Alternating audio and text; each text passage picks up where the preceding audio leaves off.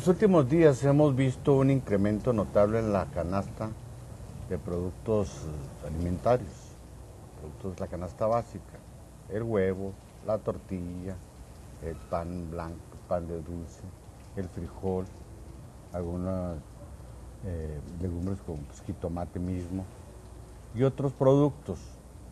Y bueno, pues para ver qué es lo que está ocurriendo, hemos invitado a nuestro amigo Pedro Uranga, es economista, egresado de la Universidad Nacional Autónoma de México con maestría en economía en la Universidad Autónoma de Ciudad Juárez.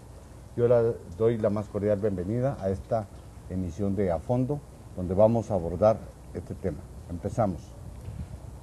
Pues este problema que estaba planteando ha inquietado a la población.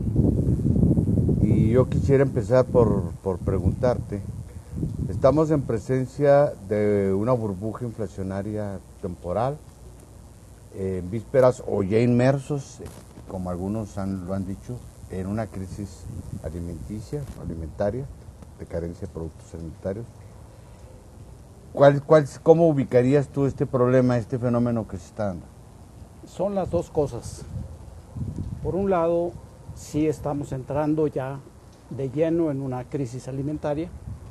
Ya en el 2011, por algunos meses, se rebasó el límite de crisis que marca los organismos internacionales, tanto en precios como en escasez de alimentos. Básicamente, debido a unas muy malas cosechas en los países productores de granos, trigo, maíz principalmente, como es Estados Unidos y países del centro y norte de Europa y Europa del Este. Me llamó mucho la atención un dato que por ahí leí, que el 70% de la superficie de cultivo de maíz en Estados Unidos se perdió a consecuencia de una sequía que está afectando toda esa parte. Sí, productora. Efectivamente, es la sequía más fuerte en 50 años registrada en Estados Unidos, sobre todo en las grandes planicies del centro de Estados Unidos, en donde se siembra básicamente granos, maíz, trigo, avena, y eso, siendo el productor que es tan grande, gigantesco productor de alimentos Estados Unidos, pues lógicamente ha repercutido en todo el mundo. En lugar de estar exportando los volúmenes que exportaba a los precios de antes, ha exportado menos y a precios más elevados. ¿Cuáles son esos indicadores de que nos hablas, que marcan los organismos internacionales para definir si hay una crisis alimentaria? Decías, pues volumen de producción y precios. Mira, no hay una definición oficial. Ajá. Cada organismo, la ONU, la FAO, otros organismos tienen algún tipo de definición, pero no hay una exacta cuando hay crisis alimentaria o cuando no se está en crisis alimentaria. Se considera que hay crisis alimentaria cuando es muy difícil acceder a los alimentos para grandes masas de población, cuando los precios son tan elevados que aunque estén accesibles los alimentos no se pueden comprar, y cuando se presentan situaciones de presión extrema sobre la población por falta de alimentos. Eso ya se da desde hace tiempo en África, en algunas regiones de América Latina, y ahora incluso se presenta en países no los más desarrollados, pero sí en algunos países de Europa, en donde se han encarecido tanto los alimentos que la población de bajos ingresos no está pudiendo acceder a ellos. Es decir, se juntan las dos cosas: no hay suficientes alimentos y los precios no permiten que la población se alimente normalmente. Correcto. Te decía, por un lado, si hay una baja en la producción de alimentos a nivel mundial, repito, no solo en Estados Unidos, en otros países grandes productores, pero montado sobre eso está lo segundo que tú señalabas, que es una burbuja de precios, una especulación con los alimentos muy fuerte, que aprovechan los grandes comerciantes, acaparadores internacionales de maíz, de trigo, de avena, de sorgo, de soya, para subir los precios más allá de lo que la lógica de los costos y de la demanda indicarían. Tal es el caso hoy, muy precisamente en el caso de México, en el huevo y en buena medida en el maíz. No es posible que de la noche a la mañana el precio del huevo prácticamente se duplique en algunos mercados, cuando los costos de producción de los combustibles, de los insumos, de los alimentos para las aves, no han subido un 100%. Entonces hay una especulación con los alimentos que el gobierno ha pretendido detener hablando con los productores, hablando con los comerciantes. Los productores dicen, el problema está en el circuito del comercio, ahí es donde están especulando, nosotros no estamos ganando más. Argumentaron luego que había enfermedades de las aves, que había disminuido la postura, pero argumentan sobre todo que el problema está en la comercialización, que hay especulación. El gobierno ahora ha anunciado que se van a quitar aranceles para importar huevo en forma masiva, y que van a cuidar que no se especule con ello. Yo creo que va a ser difícil cuando no hay control de precios, cuando hace mucho que se abandonaron los mecanismos de compensación en la distribución alimentaria, cuando está tan debilitada la estructura, por ejemplo, de Conasupo, que se evite que ese huevo que va a entrar del extranjero, favorecido por menores aranceles o cero aranceles, no entre también al circuito de la especulación. Claro. Porque lo van a comprar a menor precio, pero si está alto el precio actualmente, lo van a mantener por ahí. Lo van a guardar, lo van a embodegar, como suele ocurrir, ¿verdad? A menos que se inundara el mercado a tal grado que se vieran obligados a bajar el precio. Pero las cantidades de las que se está hablando de importación no van a inundar el mercado. Dudo que vaya a ser una solución de fondo, definitiva, buena. Vamos a esperar a ver qué sucede en los primeros días, semanas que se esté importando masivamente huevo, para ver si baja el precio. Y fíjate que esto que estás señalando para nuestros televidentes es importante subrayarlo, porque se pueden producir alteraciones en los precios por dos factores. Un desajuste entre la oferta y la demanda. Sí. ¿Qué quiere esto decir? Bueno, pues si la demanda es mayor que la oferta, por alguna causa la oferta, es decir, la producción del producto que está en el mercado, se está sacando del mercado, se reduce, pues hay una descompensación entre oferta y demanda, y esto tiende a que los precios varíen. Es como se expresa esta descompensación, para decirlo así muy sencillamente, muy claramente. Esto que tú decías de la influenza aviar, pues que particularmente se dijo, impactó en algunas entidades federativas como pues, Jalisco, Zacatecas, Durango, no me acuerdo qué otro estado, que tradicionalmente han sido productores de avícolas, ¿no? de aves y de huevo. Está ese factor. Pero también está este otro que está señalando, que a mí me parece que hay un referente estadístico que a mí me llama mucho la atención. Se está diciendo que se van a importar 21,000 toneladas, ¿verdad? Sí. De maíz, de huevo, perdón. De huevo. De sí, huevo. De huevo. Pero al mismo tiempo, se está diciendo que esto va a estar etiquetado o adicionado a pues el levantamiento de aranceles, de impuestos, para decirlo así, para facilitar la importación. ¿De dónde se van a traer esos huevos? Porque si se está hablando de levantar aranceles, quiere decir que entonces van a ser de países con los que México no tiene tratados internacionales, porque con eso no tenemos aranceles. Entonces, yo te pregunto y te lo dejo para el siguiente segmento, ¿es costeable traer huevo de Turquía, por ejemplo, de países tan lejanos?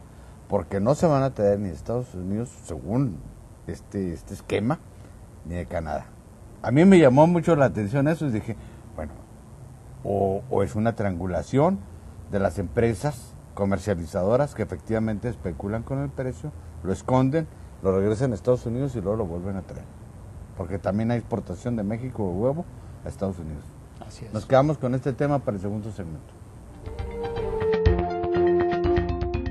El Ejército y Fuerza Aérea Mexicanos, el Gobierno del Estado y el municipio de Chihuahua te invitan a la magna exposición La Gran Fuerza de México, que se llevará a cabo del 10 de agosto al 9 de septiembre de 2012, de las 9 a las 18 horas en el Parque El Palomar de esta ciudad capital. En esta exposición podrás observar material del Plan de N3E, vehículos militares, aeronaves, equipo y uniformes. Además, exhibiciones caninas con obstáculos. Habrá actividades interactivas para toda la familia, no te lo puedes perder. La entrada es totalmente gratuita. Recuerda que juntos somos la Gran Fuerza de México. Juntos podemos hacerle frente a la delincuencia. Si sabes de algún delito que se esté cometiendo, llámanos al 089. Las llamadas son recibidas bajo un sistema inteligente que no identifica ni graba el número telefónico de quien la realiza, respetando tu anonimato. Llama desde teléfonos públicos, residenciales o celular. Por una cultura de la legalidad. Chihuahua vive. Gobierno del Estado.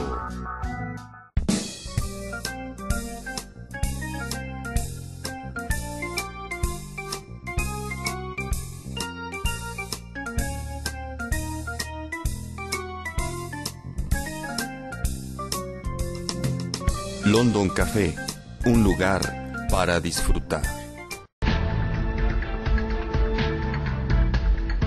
Lamentablemente, jugar con la vida de otros a muchos les parece gracioso, movilizando inútilmente las unidades, haciendo mal uso de los números de emergencia. El 066 puede salvarte la vida, no juegues con él.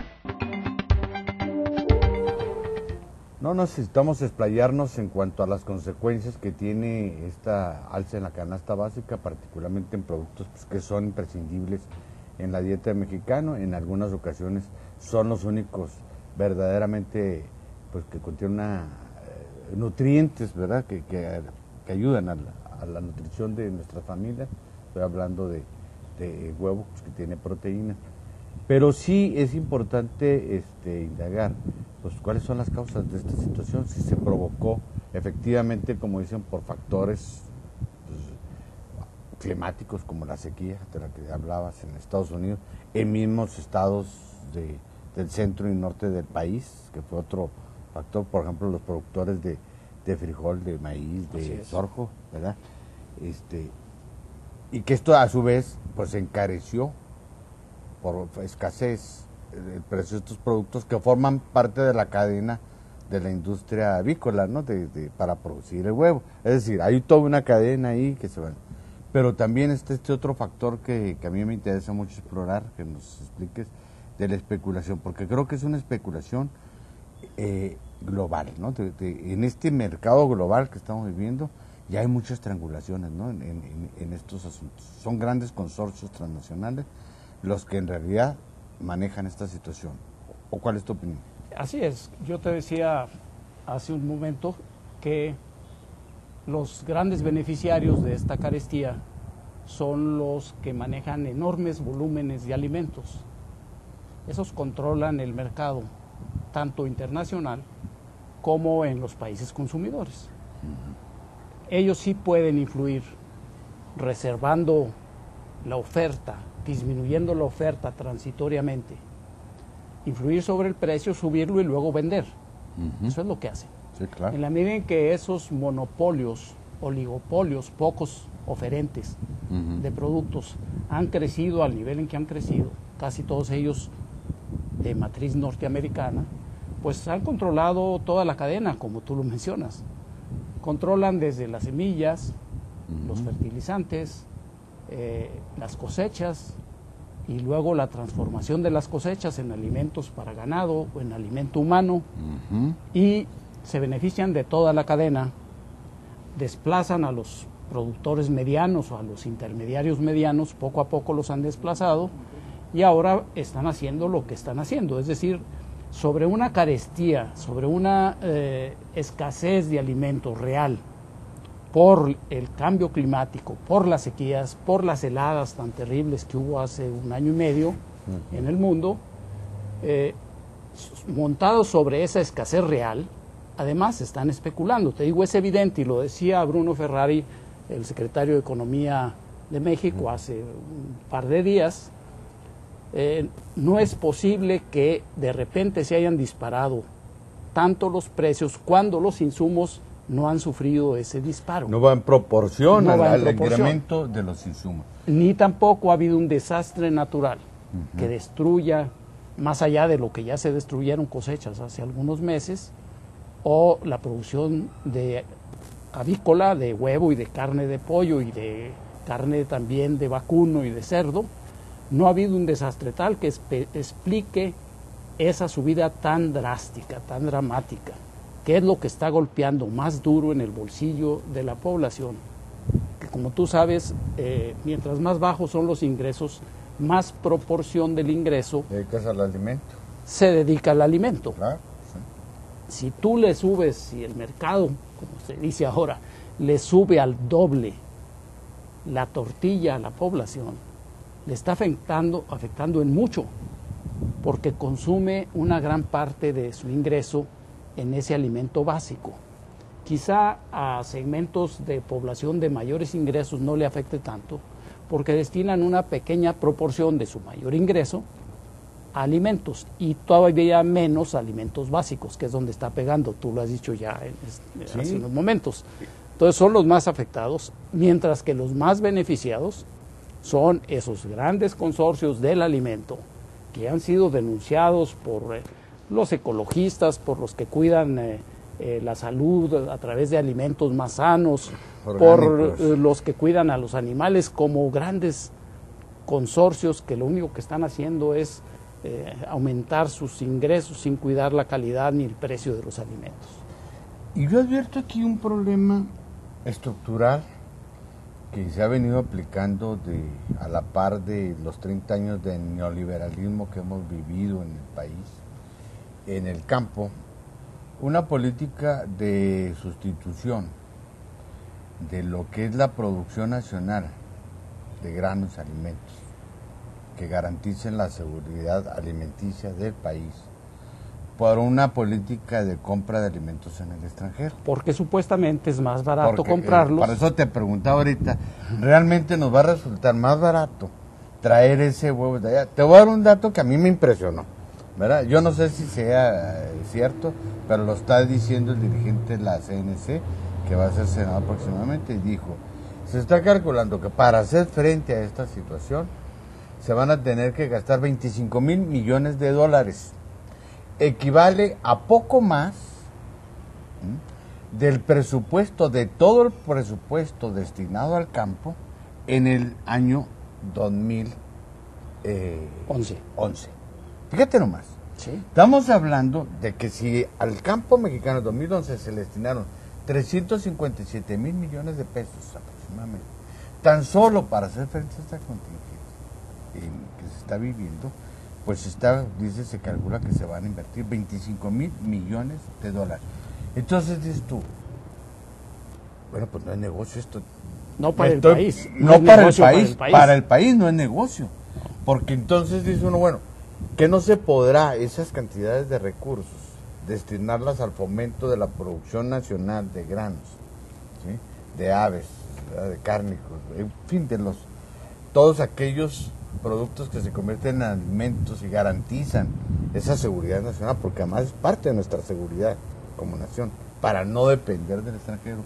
Y entonces estamos sujetos a los famosos mercados de futuro en todo esto, desde el maíz. Que es donde más se especula. Que es donde más se especula, porque y entonces de repente nos dicen, no, pues la bolsa de granos, no sé, de maíz, de Kansas, de Chicago, de Nueva York, se movió y ahora el precio de maíz, que es lo que está ocurriendo, la tonelada de, por ejemplo, de maíz, pues costaba el 50% de lo que cuesta ahora hace unos meses. Hace unos meses, así es, ha subido 100%.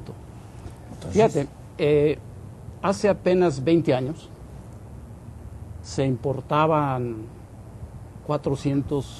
700 mil millones de dólares de maíz, 700 mil millones de dólares, en 1993, 92. Hoy se importan 3.400 millones de dólares. Eso quiere decir 65 veces más en la carga de las importaciones de maíz que lo que teníamos hace 19 años. 65 veces más le cuesta al país hoy cubrir su demanda de maíz importando que es lo que le costaba importar hace 19 años. En el frijol sucede lo mismo, aunque no son volúmenes ni cantidades de dinero tan grandes, es todavía más grave. Se ha multiplicado por 75 la cantidad que se gasta en importar frijol en esos 19 años de los que estamos hablando. Es una sangría enorme para el país. Es un desaliento a la producción en el campo, porque se importa frijol o maíz que no es el más adecuado para la alimentación mexicana, por ejemplo el maíz amarillo de Estados Unidos y ahora de Sudáfrica, para sustituir maíz que se debería estar produciendo en México como se produjo tradicionalmente desde siempre, en detrimento de la posibilidad de que los productores de maíz vendan en el mercado su producto. No lo pueden vender. Dicen los productores de Jalisco, un gran estado productor de maíz, sobre todo maíz blanco, que ellos con los 4,500 o 5,000 pesos que les pagan por tonelada no salen adelante, porque se ha aumentado la electricidad, se ha aumentado los combustibles, los fertilizantes que van ligados al precio de los combustibles, todo se les ha aumentado, pero ellos reciben menos que lo que cuesta importar de Estados Unidos. Seguimos con este análisis, con esta línea de análisis en el siguiente segmento, porque verdad estamos entrando a las entrañas de un fenómeno que se nos quiere hacer aparecer, pues como que surgió de repente y es transitorio. El Ejército y Fuerza Aérea Mexicanos, el Gobierno del Estado y el municipio de Chihuahua te invitan a la magna exposición La Gran Fuerza de México, que se llevará a cabo del 10 de agosto al 9 de septiembre de 2012, de las 9 a las 18 horas en el Parque El Palomar de esta ciudad capital. En esta exposición podrás observar material del Plan DN3E, vehículos militares, aeronaves, equipo y uniformes. Además, exhibiciones caninas con obstáculos. Habrá actividades interactivas para toda la familia, no te lo puedes perder. La entrada es totalmente gratuita. Recuerda que juntos somos la Gran Fuerza de México.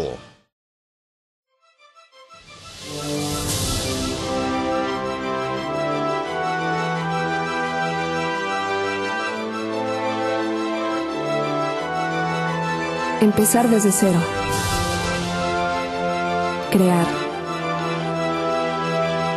Prepararme para poder dar lo mejor de mí en todo momento.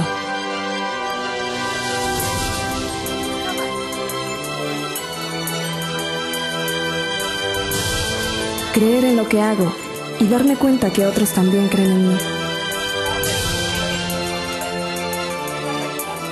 Hay cientos de cosas que me hacen sentir que voy bien, que puedo lograr más. Pero solo una me hace llenarme del orgullo de ser universitario. Orgullo de ser Watch.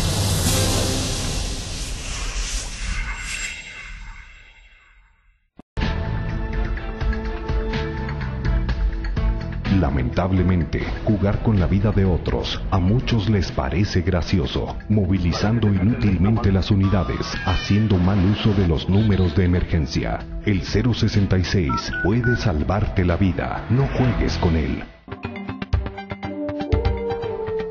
Gracias por continuar con nosotros. Estamos transmitiendo desde London Café, ubicado en Antonio de Montes, 4318, justo enfrente de Fábricas de Francia. Nos encontramos situados en una de las ampliaciones de nuestra terraza exterior. Lo invitamos a que nos acompañe todos los viernes, noche de salsa, y de martes a domingo, desayuno buffet de 8:30 a 12:30 del mediodía, con un buffet pues muy mexicano, muy tradicional, y a muy bajo costo. Y hablando de bajos costos, y hablando de alimentos, justamente estamos hablando del problema que hay detrás de todo este fenómeno que se nos está presentando y que pues sí está afectando a mucha gente, pero está beneficiando también a mucha gente. Claro. Estas es las dos caras de la moneda. Y estabas hablando tú de una situación que creo que es muy importante. Habría que destacar que México durante mucho tiempo fue autosuficiente para atender su demanda en estos productos básicos. Sí, todos ellos. Todos, ¿verdad? Todos. Éramos autosuficientes en frijol, en maíz, en azúcar, en huevo, en carne. En carne de cerdo, de incluso res, exportábamos. Y se exportaba. ¿Qué pasó? ¿Qué pasó? ¿Dónde viene el quiebre? ¿Dónde viene el truene? ¿Dónde empezamos pues a perder esta autosuficiencia? Mira, creo que la cúspide, el momento álgido de buena agricultura mexicana está en los 60, en los años 60, quizá en el 65, cuando efectivamente, como tú mencionabas, exportábamos café a todo el mundo, exportábamos azúcar, exportábamos algodón, exportábamos fibras duras como el enequén, exportábamos carne, claro, en pie, pero exportábamos, éramos gran exportador de carne, plátano, piña, frutas tropicales. A partir del 65 empieza a disminuir la exportación y empieza a aumentar la importación de varios de estos productos, hasta llegar al nivel en que estamos ahora, en donde, por ejemplo, en maíz, hecho en México por nuestros antepasados, estamos importando 1 de cada 3 kilos de maíz que se consume. 1 de cada 3. Se consumen 30,000 millones de toneladas y 20 se producen aquí y 10 se importan este año si es que no rebasamos esos 10. Algunos analistas hablan de que se van a importar 11,000 millones de toneladas porque la producción nacional no va a alcanzar 20,000 millones de toneladas. El récord fue, por cierto, apenas en el 2008, 24,000 millones de toneladas. Bueno, ¿qué pasó? Que México le apostó ya desde aquellos entonces a industrializarse, pero en detrimento del campo, lo cual me parece que fue el error. No estaba mal industrializarse, pero no en detrimento del campo. ¿En qué forma se afectó al campo para la industrialización? Por un lado, mantener bajos los precios salario, de los bienes salario que les llaman, es decir, bajos los precios de los alimentos para que un salario bajo en la industria le alcanzara al obrero para vivir. Entonces, mantener bajos los precios de los alimentos, del algodón, de los textiles, para la ropa, etcétera, y trasladar dinero, recursos, divisas generadas por las exportaciones de lo que decía hace un momento, del azúcar, por ejemplo, trasladar esas divisas baratas a la importación de maquinaria y tecnología para la industria. Se le apuesta a la industrialización en detrimento del campo. Sobre hasta la que eso base se de agotó. que el campo subsidie esa industrialización. La subsidió durante mucho tiempo a través de esa tijera de precios, desfavorable al campo, al producto agrícola, favorable al producto industrial. El agricultor, para comprar un tractor, para comprar gasolina, para comprar fertilizantes, pagaba precios superiores en proporción a lo que podría haber pagado si no hubiera habido esta política.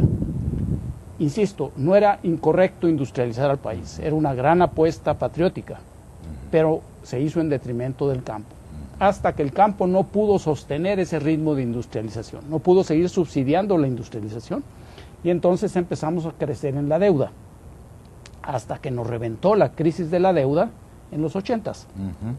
Y el campo ya no podía, repito, subsistir subsidiando de esa manera. Luego viene el petróleo, que por un tiempo nos permitió como país tener recursos para crecer, y el campo siguió abandonado, porque se pensó que nunca nos iba a alcanzar una crisis alimentaria. Hoy ya nos alcanzó.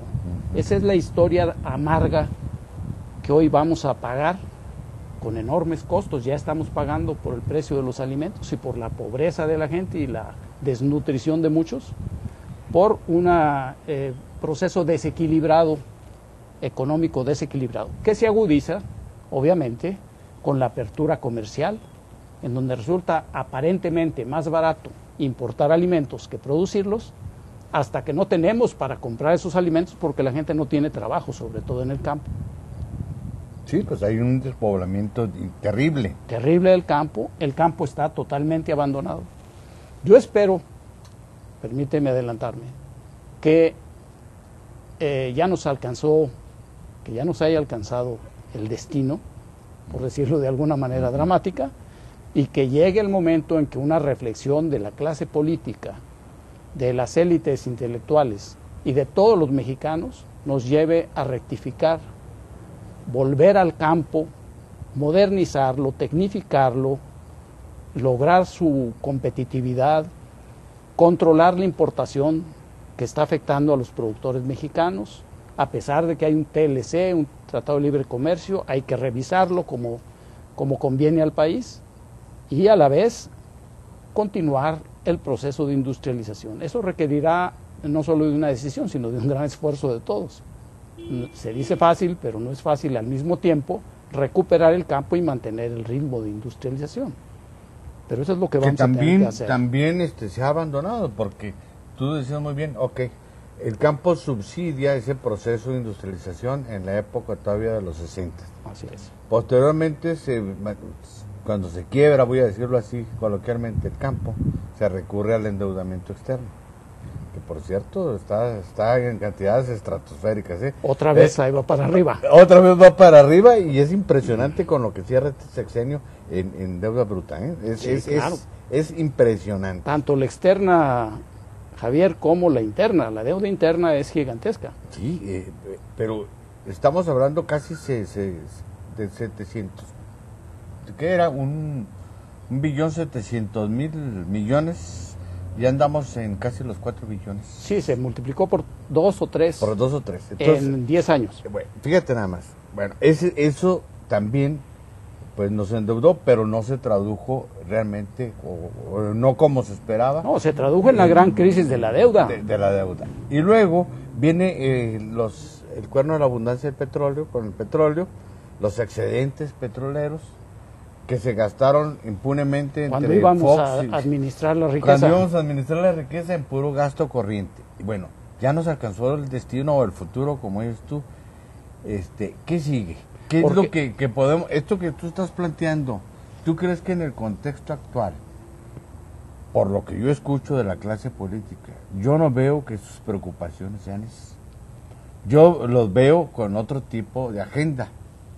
Aquí recientemente se celebró en Chihuahua pues una reunión plenaria de los senadores electos del Partido Revolucionario Institucional, que a juzgar por cómo van las cosas, y ya faltan pocos días, pues es el que va a tener el presidente, el Poder Ejecutivo Federal también. Bueno, y yo lo que vi en la agenda, por ejemplo, no se habló de esta situación del campo, no se habló de esta situación de la crisis alimentaria, no se habló de la autosuficiencia alimentaria.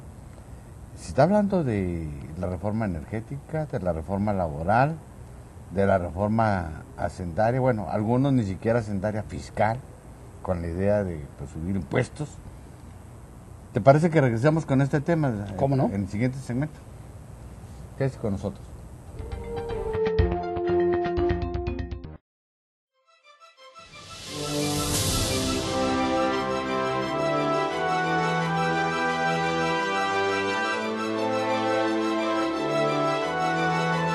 Empezar desde cero.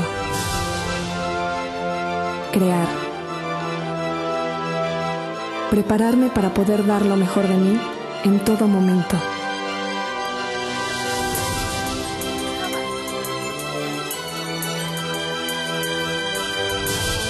Creer en lo que hago y darme cuenta que otros también creen en mí. Hay cientos de cosas que me hacen sentir que voy bien, que puedo lograr más. Pero solo una me hace llenarme del orgullo de ser universitaria. Orgullo de ser Watch.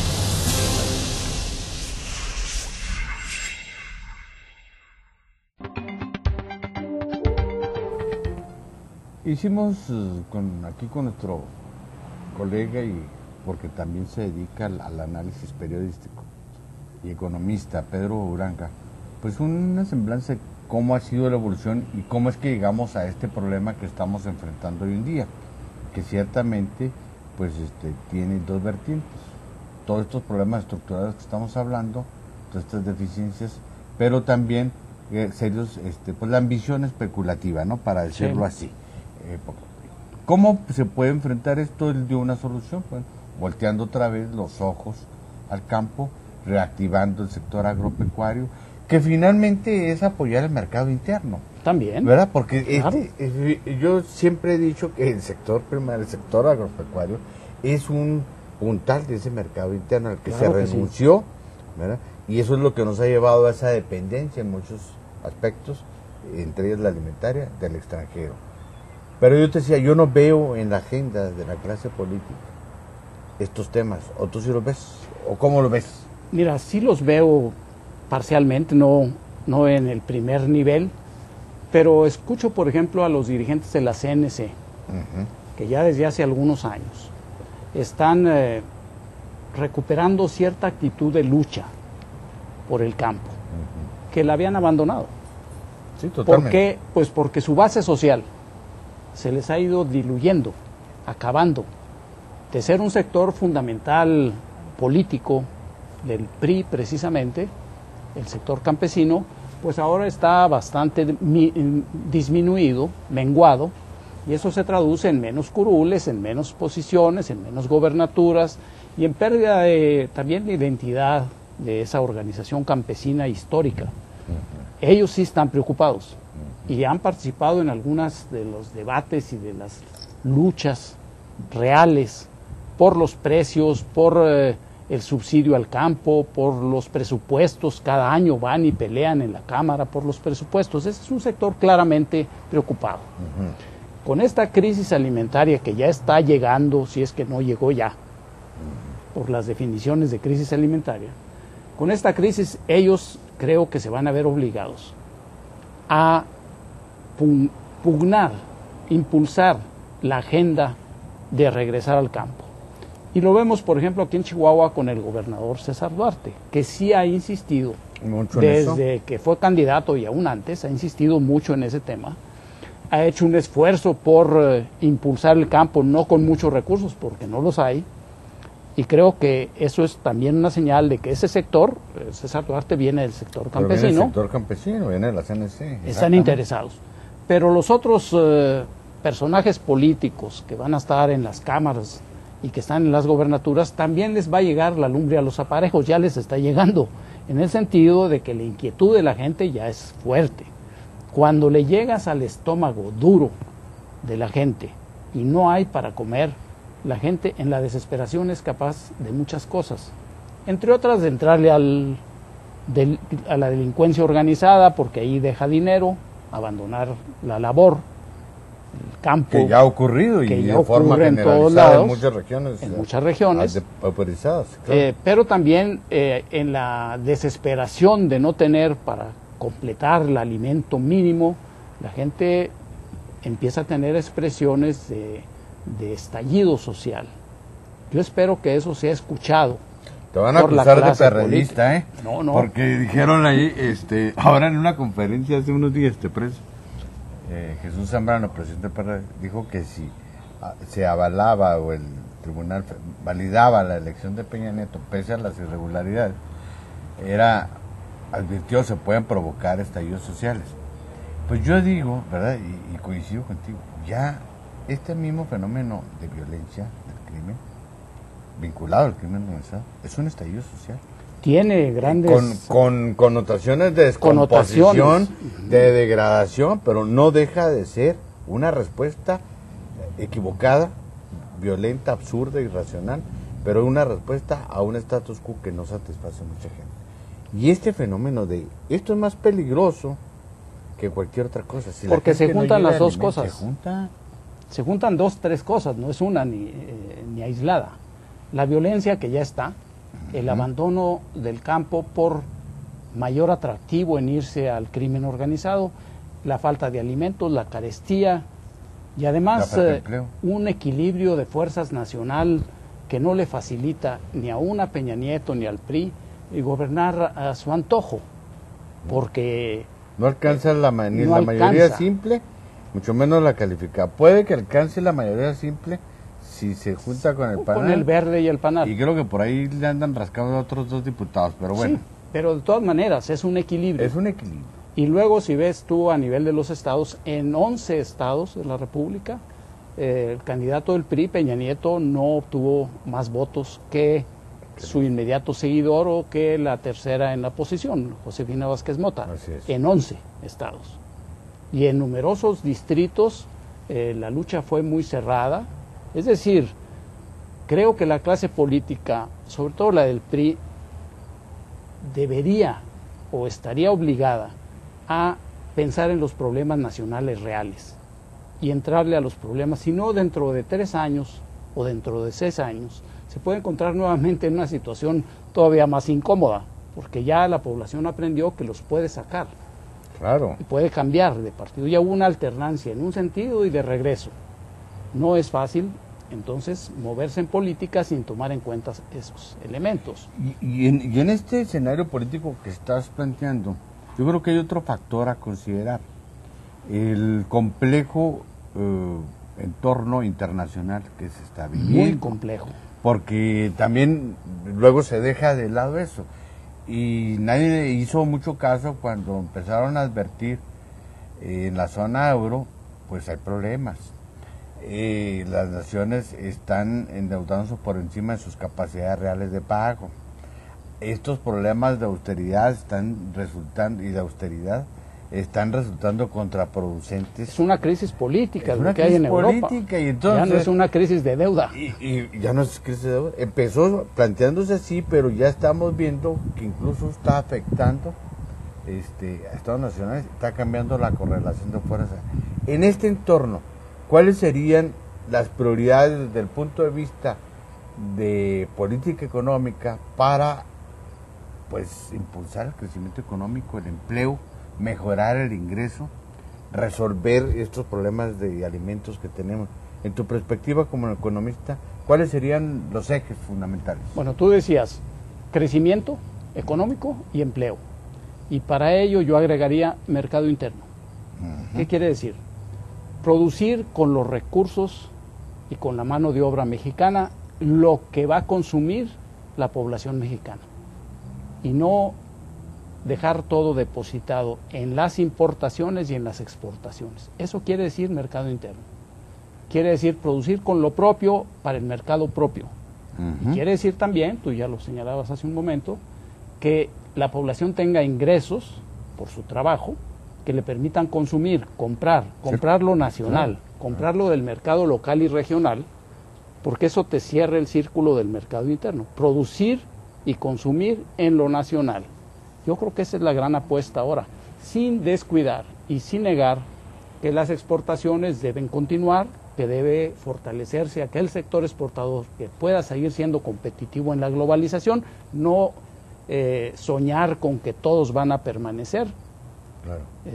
Quizá mucho de lo que fue la maquiladora ya no pueda ser competitivo, seguramente, pero sí mantener el área de exportaciones como una de las prioridades nacionales, pero regresando a cuidar el mercado interno. La destrucción del mercado interno fue por abandonar la producción nacional, la producción del campo, la producción de las pequeñas y medianas empresas, disminuir los salarios como elemento de competencia para competir con el exterior, y eso abatió el consumo nacional, el consumo interno, y estamos metidos en un gran agujero, como tú lo señalabas, en medio de una situación mundial no halagüeña, no favorable, que ya se tradujo en muchos momentos en una crisis política.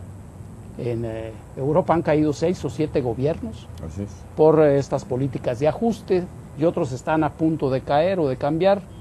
En los países árabes estalló una primavera árabe que ahora cunde por todos lados. Y que en China hay inquietud social por el problema de la falta de alimentos. Así es. Vamos al segmento de conclusiones, regresamos para cerrar esta interesantísima conversación, y yo tengo 3 preguntas ahí que hacerle a nuestro invitado, que creo que usted va a compartir como inquietudes de todos los chihuahuenses y en general de los mexicanos. El Ejército y Fuerza Aérea Mexicanos, el Gobierno del Estado y el municipio de Chihuahua te invitan a la magna exposición La Gran Fuerza de México, que se llevará a cabo del 10 de agosto al 9 de septiembre de 2012, de las 9 a las 18 horas en el Parque El Palomar de esta ciudad capital. En esta exposición podrás observar material del Plan de N3E, vehículos militares, aeronaves, equipo y uniformes, además exhibiciones caninas con obstáculos. Habrá actividades interactivas para toda la familia, no te lo puedes perder. La entrada es totalmente gratuita. Recuerda que juntos somos la Gran Fuerza de México.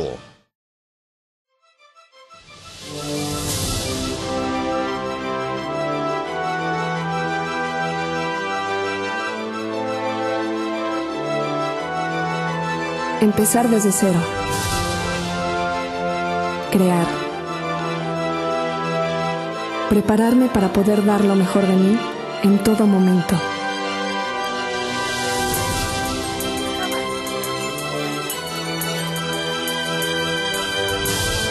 Creer en lo que hago y darme cuenta que otros también creen en mí. Hay cientos de cosas que me hacen sentir que voy bien, que puedo lograr más. Pero solo una me hace llenarme del orgullo de ser universitaria. Orgullo de ser Watch.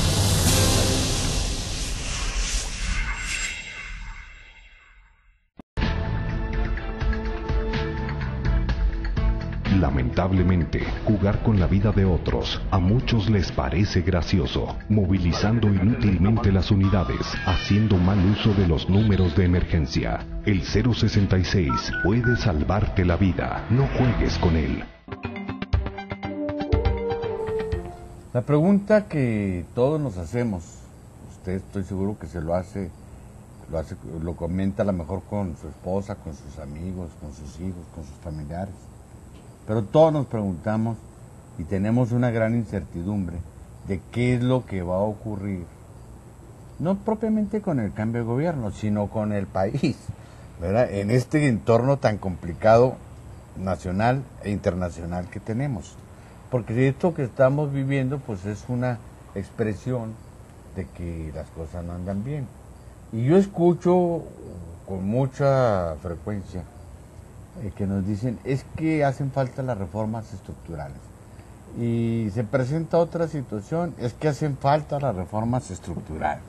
De tal manera que las famosas reformas estructurales, estas a que hacía referencia en un segmento anterior, se han convertido así como en la solución mágica del problema.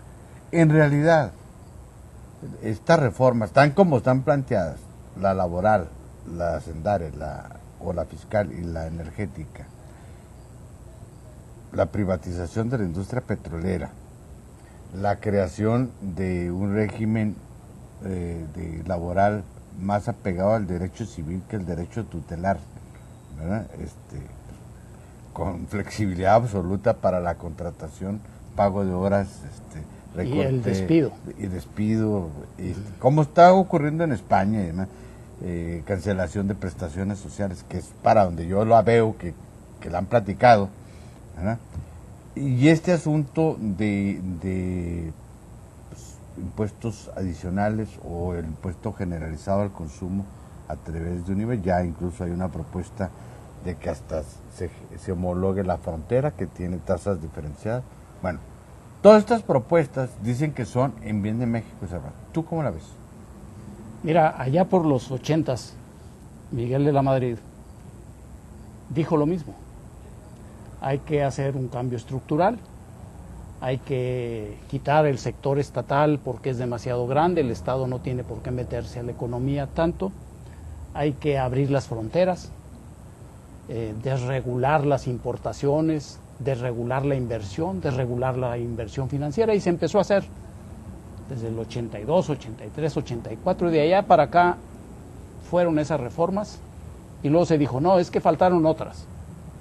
Y vino la reforma de las pensiones, meter a la bolsa los fondos de pensiones, que son grandes ahorros de los trabajadores. Los famosos afores. Los famosos afores.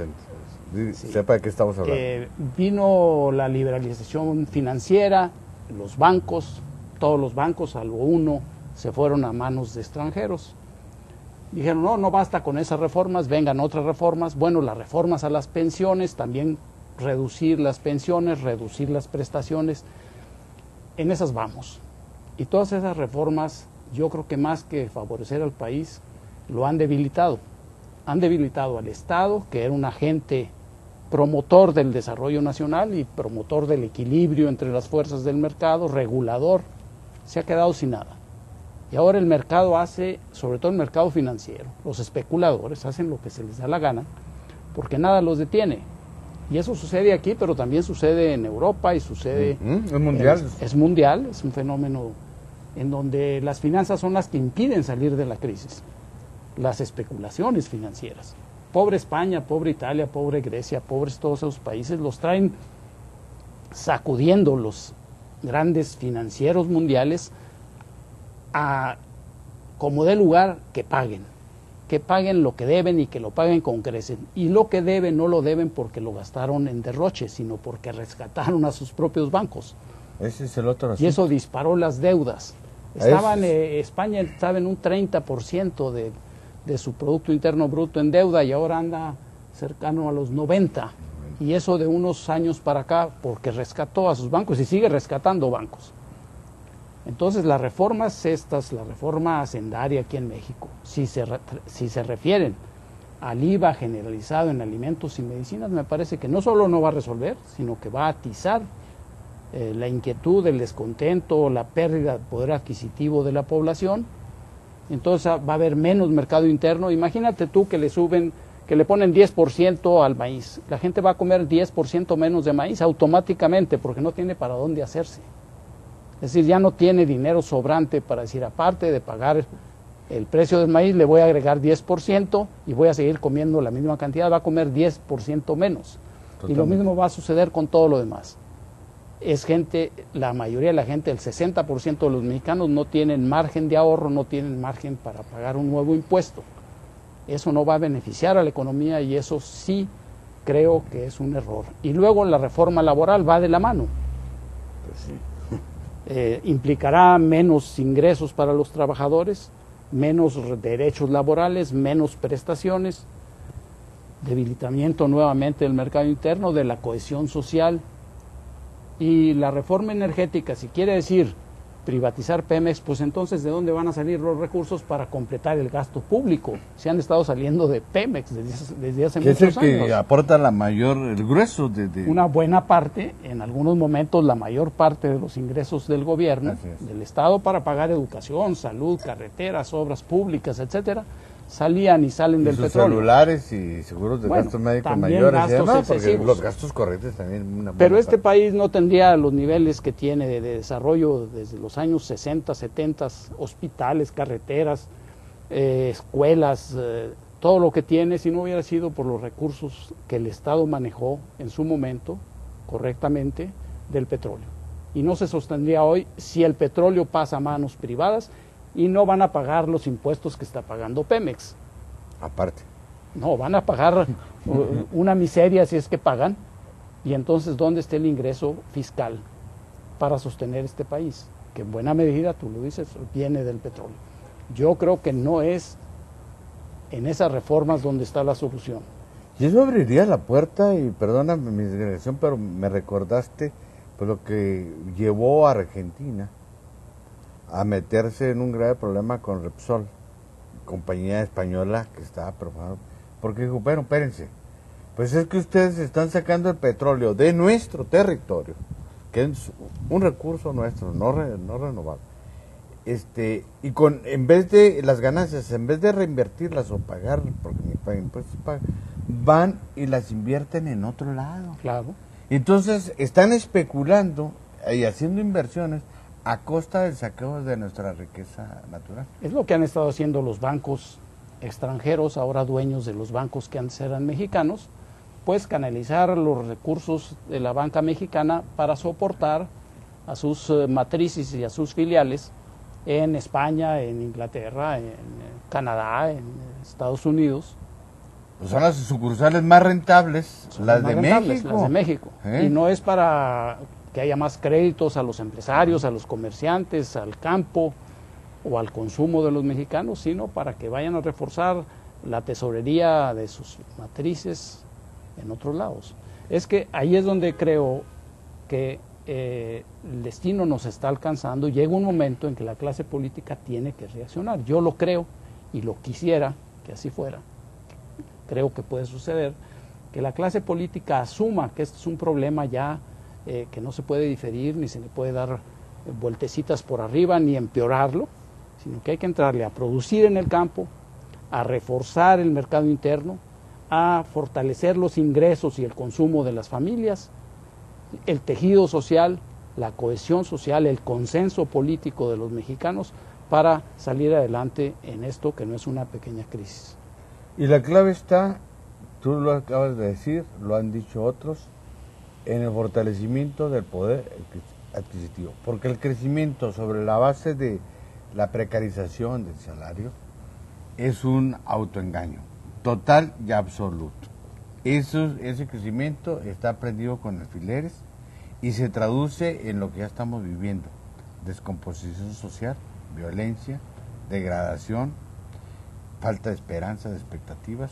Oye, es absurdo que los jóvenes ahora tengan que estudiar más años, y no porque les guste mucho el estudio y los doctorados, sino simplemente porque no encuentran empleo. Para seguir ahí. Para seguir ahí. Hemos perdido el bono demográfico, Sí, se está yendo, no lo estamos aprovechando. Dentro de algunos años vamos a ser una nación con población mayormente en proceso de envejecimiento, y entonces sí, quién sabe, no solo el destino nos va a alcanzar, sino a lo mejor el infierno mismo. Precarizar todavía más, es decir, hacer más pobre el salario ya no nos hace más competitivos. Definitivamente. Ya llegamos al límite, no vamos a competir con China o con la India o con Brasil o con Rusia, los países emergentes gigantes, bajando un poquito más el salario de los mexicanos. Eso no va a resolver la competitividad. Tenemos que entrar a la modernización, a la tecnificación, y eso implica elevar la condición de vida de los mexicanos y su condición educativa también. Exactamente, implica apostar a la educación, apostarle a la ciencia, a la tecnología. Así es. Y bueno, pues desde luego también a la transparencia y la no corrupción. Yo le agradezco mucho a nuestro invitado de esta conversación. Gracias. A usted su atención, y lo espero el próximo sábado en otra emisión más de A Fondo, porque recuerde usted, la verdad nunca es superficial. Gracias.